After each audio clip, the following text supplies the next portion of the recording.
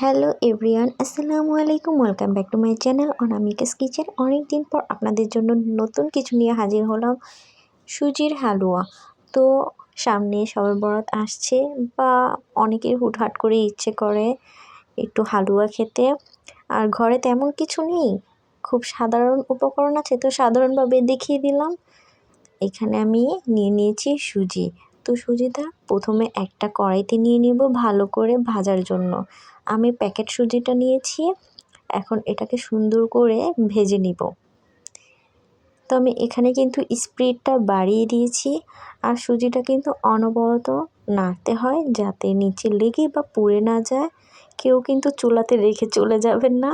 তো এটা অনবরত নাড়াচাড়া করলে ভাজা হয়ে এলে আমি এটা নামিয়ে নেব। অপর পাশে আমি পানি দিয়ে দিয়েছিলাম, গরম পানি। এখানে এলাচ দিয়েছি 5টা, দারচিনি দিয়ে দিব সুন্দর একটা ফ্লেভার আসার জন্য। আর এখানে 3 কাপের মতো, বড় 3 কাপ চিনি দিয়ে দিব। আর চিনিটা গলা পর্যন্ত আমরা অপেক্ষা করব। আর অপর পাশে আবার সুজিটা সুন্দর করে ঘিয়ে ভাজা করে নিব। এখানে ঘি দিয়ে দিলাম।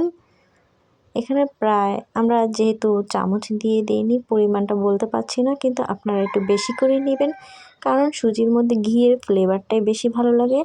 এখানে তেজপাতা, দারচিনি, এলাচি সুন্দর একটা ফ্লেভারের জন্য আবারও দিয়ে দেওয়া হলো। এখানে কমই দেওয়া হয়েছে যেহেতু পানিতে আছে। আর সুজিটা দিয়ে দেওয়া হলো। সুজিটা অনবরত এখন ঘিয়ের সাথে ভালো করে নাড়াচাড়া করে নিতে হবে। এতে কিন্তু সুজি থেকে খুব সুন্দর একটা ঘিয়ের ফ্লেভার আসে, আর খুব ভালো লাগে। তো সুজিটা কিন্তু আবারও ঘিয়ের সাথে সুন্দর করে ভেজে নিলাম। এখন যে গরম পানিটা ছিল চিনির, সেই চিনির শিরাটা এখন দিয়ে দেওয়া হবে অল্প অল্প করে, আর অনবরত একটু একটু করে নাড়াচাড়া করতে হবে যাতে দলা পেকে না যায়।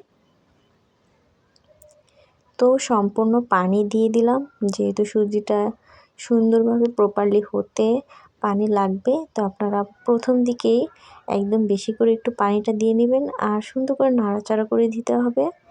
এখন হালুয়াটা হওয়া পর্যন্ত অপেক্ষা করব।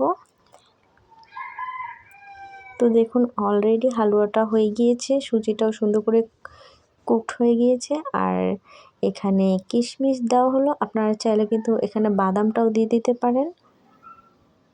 আমি সুন্দর করে পরিবেশন করে নিলাম। আর পরিবেশন করার পর কিন্তু এরকম জমাট বেঁধে যাবে, এটাই স্বাভাবিক। সুজির হালুয়া হোক বা বুটের হালুয়া হোক, এরকম হবে। আপনারা এভাবে একবার রান্না করে দেখবেন, খুবই ভালো লাগবে। এভাবে ট্রাই করে দেখবেন, পরোটার সাথে, রুটির সাথে খুব মানানসই। তো আলহামদুলিল্লাহ, এই পর্যন্ত রেসিপি। আসসালামু আলাইকুম।